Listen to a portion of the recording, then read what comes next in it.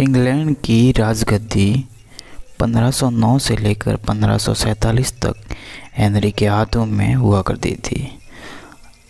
राजा Henry की कई पत्नियां और एलिजाबेथ व मैरी नाम की 2 बेटियां थी। इनमें से मैरी राजा की पहली पत्नी की बेटी थी।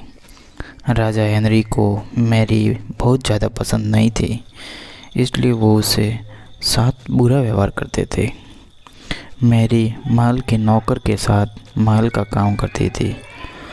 अगर मैरी कुछ भी कह दे तो राजा उसकी कोई बात नहीं मानते थे। सन 1547 की बात है, जब राजा हेनरी को मौत हो गई तो प्रजा की इच्छा अनुसार 16वीं शताब्दी के दौरान हेनरी की पहली बेटी मैरी को इंग्लैंड की राजगद्दी दे दी। वह इंग्लैंड की रानी बन गई। उस समय इंग्लैंड के हालात बहुत अच्छे नहीं थे।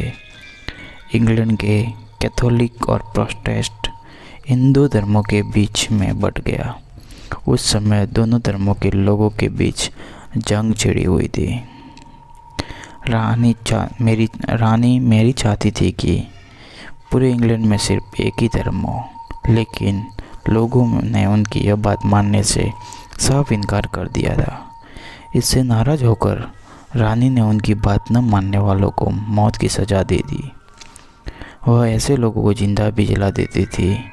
रानी मैरी की इस क्रूरता की वजह से इंग्लैंड के लोग उससे नफरत करने लग गए थे। ऐसा भी कहा जाता है कि रानी मैरी कुंवारी जवान लड़कियों के खून से नहाती थी। उसका मानना था कि उसने खून से नहाने से वह ज़्यादा दिनों तक जवान रह सकती है। कुछ सालों बाद रानी मैरी ने शादी कर ली।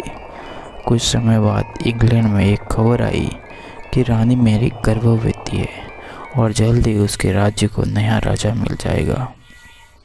इस बात से सभी खुश थे, लेकिन उस समय रानी मैरी के साथ बहुत ही अजीब घटना हुई।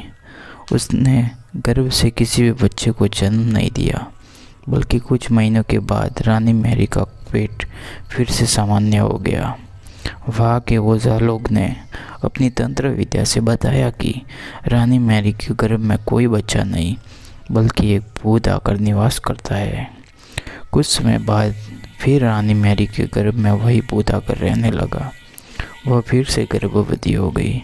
इस बार भी रानी को कोई बच्चा नहीं हुआ।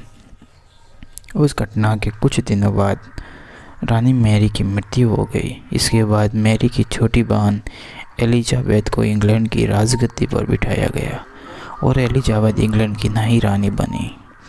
रानी मैरी की क्रूरता की वजह से इंग्लैंड के लोग उसे एक निर्दयी औरत मानते थे।